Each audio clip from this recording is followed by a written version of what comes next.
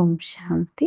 ఈరోజు ఆగస్టు 7వ తేదీ 2026 శివ్ బాబా వినిపించిన మురళి సారాంశము. మధురమైన పిల్లలు, ఇంతవరకు ఏవైతే చదివారో వాటన్నింటినీ మరచి ఒక్క తండ్రినే స్మృతి చేయండి అంటున్నారు బాబా.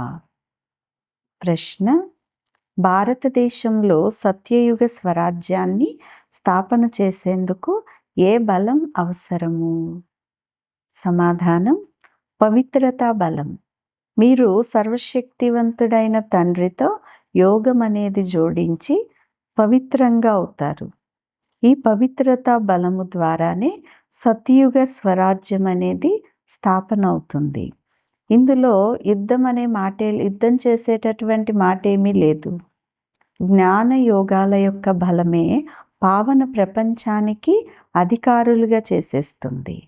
ఈ బలము ద్వారానే ఏకమత స్థాపన జరుగుతుంది అంటున్నారు బాబా. ఈరోజు పాట: చివరికి ఆ రోజు నేటికి వచ్చింది, తండ్రిని పిల్లలు పొందిన రోజు. మంచిది. మధురాతి మధురమైన అపురూపమైన పిల్లలకు తల్లి తండ్రి బాప్దాదాల యొక్క ప్రియ స్మృతులు మరియు గుడ్ మార్నింగ్. ఆత్మిక తండ్రి ఆత్మిక పిల్లలకు నమస్తే. ఆత్మిక పిల్లలు ఆత్మిక తల్లి తండ్రికి ప్రియ స్మృతులు, గుడ్ మార్నింగ్ మరియు నమస్తే నమస్తే. ధారణ కొరకు ముఖ్యమైన సారం. మొదటి పాయింట్: సంగమ యుగంలో శ్రేష్ఠ కర్మలు చేసి పురుషోత్తములుగా అవ్వాలి. కనిష్ఠులుగా తయారయ్యే ఏ కర్మ చేయరాదు అంటున్నారు బాబా. రెండవ పాయింట్: గుప్త రూపంలో తండ్రికి సహయోగులుగా అయి భారతదేశాన్ని స్వర్గంగా తయారు చేసే సేవ చేయాలి. తమ తనువు, మనస్సు, ధనం అన్నింటితో భారతదేశాన్ని స్వర్గంగా తయారు చేయాలి. స్మృతి మరియు పవిత్రత యొక్క శక్తులను జమ చేసుకోవాలి అంటున్నారు బాబా.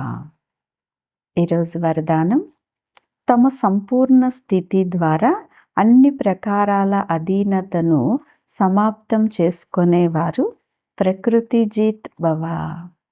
వరదానం యొక్క వివరణ: ఎప్పుడైతే మీరు మీ సంపూర్ణ స్థితిలో స్థితమవుతారో అప్పుడు ప్రకృతి పైన కూడా విజయం అనగా అధికారం అనేది అనుభవం అవుతుంది. సంపూర్ణ స్థితిలో ఏ విధమైన అధీనత ఉండదు. కానీ ఇటువంటి సంపూర్ణ స్థితిని తయారు చేసుకునేందుకు 3 విషయాలు జతలో ఉండాలి.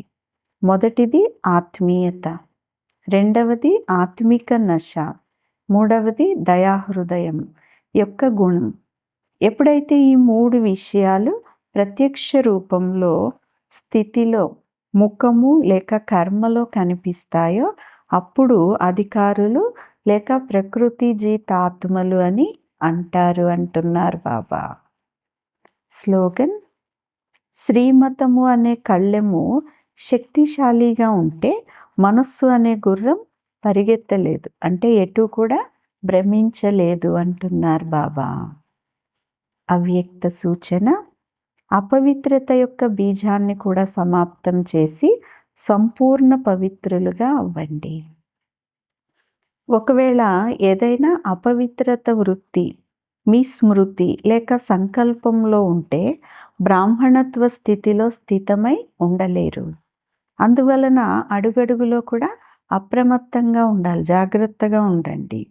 విశేషతలతో పాటు ఏ ఒక్క బలహీనత ఉన్నా ఆ ఒక్క బలహీనత అనేక విశేషతలను సమాప్తం చేసేస్తుంది అంటున్నారు బాబా.